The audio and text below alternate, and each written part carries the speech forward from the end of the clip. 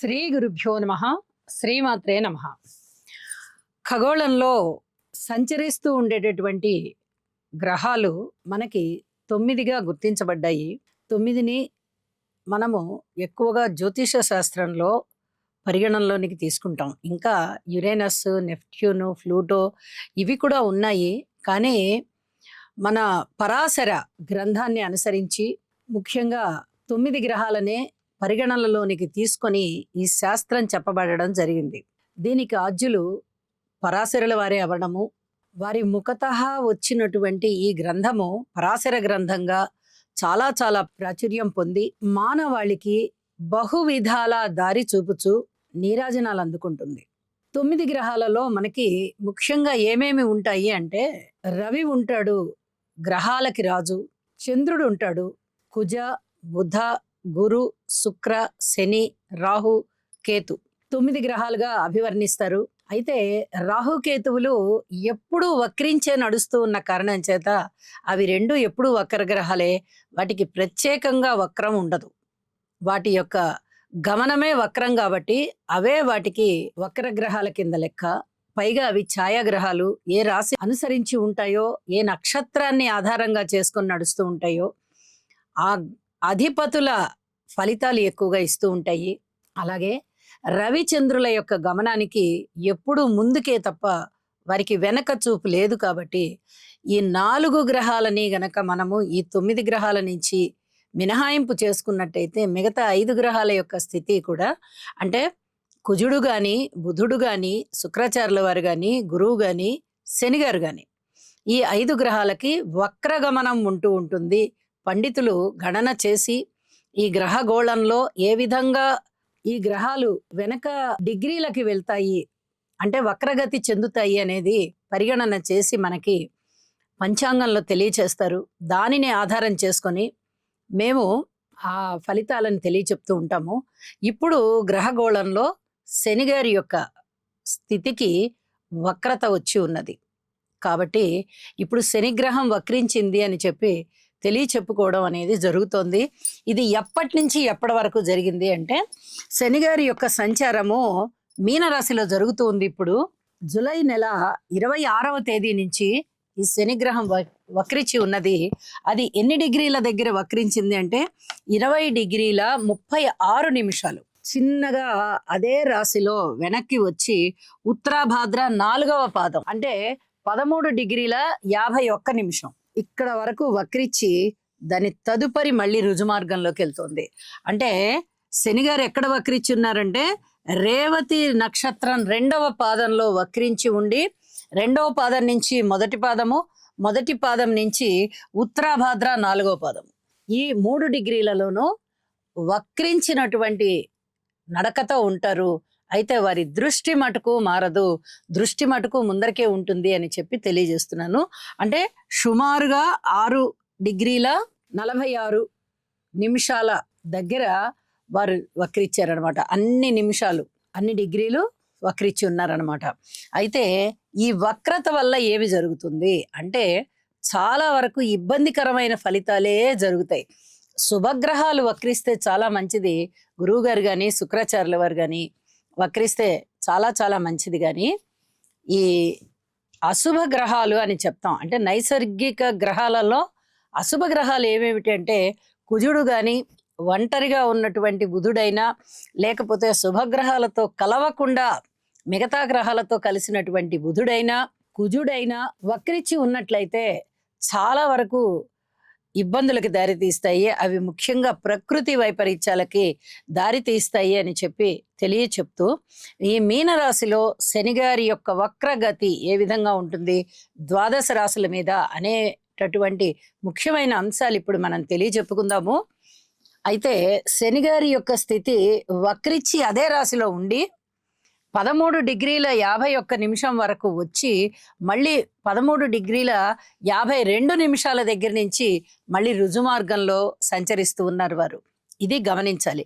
ఈ రోజులు ఎన్ని పడతాయి అంటే, ఉత్తరాభాద్ర నక్షత్రము 4వ పాదం దగ్గరికి వచ్చేటప్పటికి డిసెంబర్ 2 వరకు వక్రించినటువంటి స్థితి ఉంటుంది. జూలైలో 5 రోజులు ఉంటుంది. 26వ తారీఖు నుంచి 31వ తారీఖు వరకు 5 రోజులవగా, ఇక ఆగస్టు నెల 31, సెప్టెంబర్ 30, అక్టోబర్ 31, నవంబర్ 30, ఇక డిసెంబర్లో 2 రోజులు కాబట్టి వెరసి 129 రోజుల కాలము వీరు వక్రించి ఉంటారు. ఈ వక్రించి ఉన్నటువంటి కాలంలో ఏ విధంగా ద్వాదశ రాశులకి ఫలితాలు ఉంటున్నాయి అనేది మనం ఇప్పుడు పరిశీలన చేసుకున్నట్టయితే, మీనరాశి వారికి రాశిలోనే శనిగారు వక్రిచ్చారు. మూలిగే నక్క మీద తాటిపండు పడింది అన్న సామెత మనం చాలాసార్లు వింటూ ఉంటాం. అసలే ఏలినాటి శని జరుగుతోంది. ఎక్కడ గ్రహస్థితుల బలాబలాలు చాలా వరకు ఇబ్బందికరంగా ఉన్నాయి. రాశిలోనే ఉన్నటువంటి శనిగారు ఇంకొక 4 నెలల కాలం అధికంగా ఉండేయాల్సిన పరిస్థితి కనిపిస్తోంది.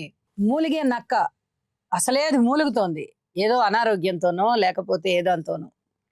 దాని మీద వచ్చి ఒక పెద్ద తాటిపండు పడితే అది ఇంకా కొంచెం బాధకి లోనైనట్టుగా ఇక్కడ మీనరాశి వారి పరిస్థితి కూడా అలాగే ఉంది. రాశిలో ఉన్నటువంటి శనిగారు అంటే ఎటు కదిలినా ముళ్ళు గుచ్చుకున్నటువంటి సామెత. ఏ పని చేసినా విమర్శలు ఎదుర్కొంటూ ఉంటారు. శారీరక బాధలు ఉంటాయి, నిరుత్సాహం ఆవరించి ఉంటుంది, పనులు ముందరికి వెళ్ళవు, అలాగే ప్రగతి అనేది కనిపించబోదు, అభివృద్ధి అనేది అసలు ఏమాత్రం కనిపించబోదు. భార్యాభర్తల అనుబంధం కానీ ఇబ్బందికరమే. స్థాన చలనాలు ఉండడానికి అవకాశం ఉంది. దైవారాధన చేయడానికి కూడా మనస్కరించని విధంగా శరీరం అలసి సొలసి నీరసించి ఉంటుంది. అది ఏదన్నా వ్యాధి కాదు, బాధ కాదు, నిరుత్సాహం వల్ల అలా ఉంటారు. ఈ నిరుత్సాహం ఎందువల్ల వస్తుందంటే మన మందగమనుడు కాబట్టి శనిగారి వల్ల వస్తుంది. లేస్తే కూర్చోబుద్ధి కాదు, కూర్చుంటే లేవబుద్ధి కాదు, ఏ పనికి ఉత్సాహం ఉండదు, కుటుంబ జీవితంలో నిరుత్సాహం, అన్నదమ్ముల ఐకమత్యంలో నిరుత్సాహం, కోర్టు విషయాలలో నిరుత్సాహం, పెద్ద మనుషుల పంచాయతీలకి అసలు వెళ్ళబుద్దే కాదు, అది కూడా నిరుత్సాహమే.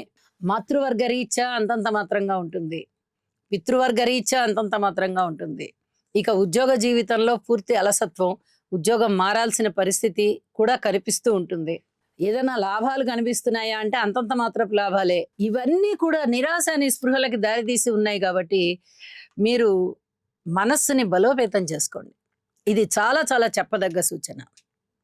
ఇతరత్ర బలాలు కొన్ని రోజులే ఉండొచ్చు, లేదా కొన్ని నెలలే ఉండొచ్చు, కానీ వక్రించినటువంటి శనిగారు 129 రోజులంటే ఇంచుమించుగా 4 నెలల కాలం ఉంటారు. కాబట్టి 4 నెలల కాలంలో ఏ గ్రహం ఇచ్చే ఫలితం ఆ గ్రహానికి కనిపిస్తూ ఉంటుంది. కాబట్టి ఇక్కడ నిరుత్సాహము, నిస్సత్తువ, నీరసము, నిగ్రహము లేకపోవడము ఇలాంటివే ఎక్కువగా కనిపిస్తూ ఉంటాయి. కాబట్టి తప్పనిసరిగా పాటించండి. మీనరాశి వారికి ఎట్టి పరిస్థితుల్లోనూ దైవానుగ్రహం అవసరము. ఆ దైవానుగ్రహం వరకు పూజలు చేసుకోవాల్సిందే. చేసుకోబోతే ఆ నిరుత్సాహమే ఎక్కువైపోతుంది.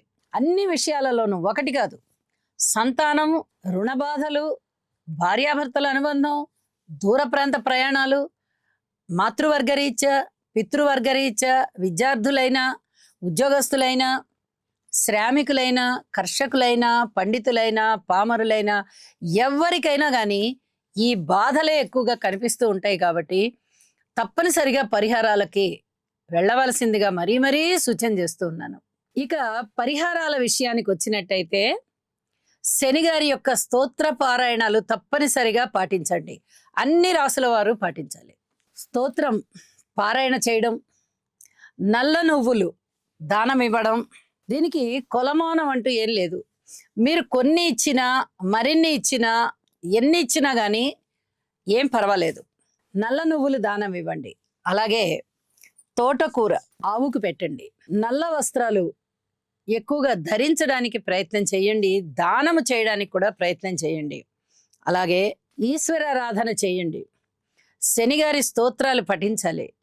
అలాగే ఇనుము దానం ఇవ్వాలి. ఏదో ఒక ఇనుము, చిన్న ముక్క అయినా, ఒక పెద్ద రేకు అయినా, ఏదైనా మీకు ఎంత పరిమాణంలో ఇవ్వవచ్చు అనుకూలం ఉందో అంత పరిమాణంలోనూ దానం ఇవ్వండి. ఇనుప రేకు. శనిగారి స్తోత్రాలు నిరంతరం పారాయణ చెయ్యండి. భగవద్గీత చదవండి. అలాగే కాలి నడకన వెళ్ళడానికి ప్రయత్నం చేయండి. ఎక్కువ దూరాలు వెళ్ళమని చెప్పను నేను. ఏమాత్రం సమయం ఉన్నా కాలి నడక, దాంతో మీరు చాలా వరకు ప్రశాంతత, ఉపశాంతి పొందుతారు. అలాగే పొద్దున్నే జాగింగ్ అంటారు కదా, అలాంటి జాగింగ్ చేయండి. అది నడక కాదు కదా, కొంచెం పరిగెత్తినట్టుగా ఉంటుంది. మనిషికి ఉత్సాహాన్ని ఇస్తుంది. కాబట్టి ఉదయం పూట జాగింగ్ చేయడం వీలైనంత వరకు చెయ్యండి.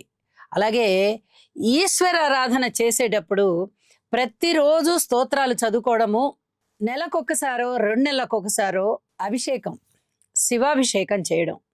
ఇవి చాలా వరకు మీ యొక్క ఈ శనిగారి వక్ర స్థితి వల్ల ఏవైనా బాధలు ఇస్తున్నారా అంటే ఆ బాధల్ని ఉపశమింపజేస్తాయి. ఇది చాలా చెప్పదగ్గ సూచన అండి. చాలా వరకు ఉపశమింపజేస్తాయి.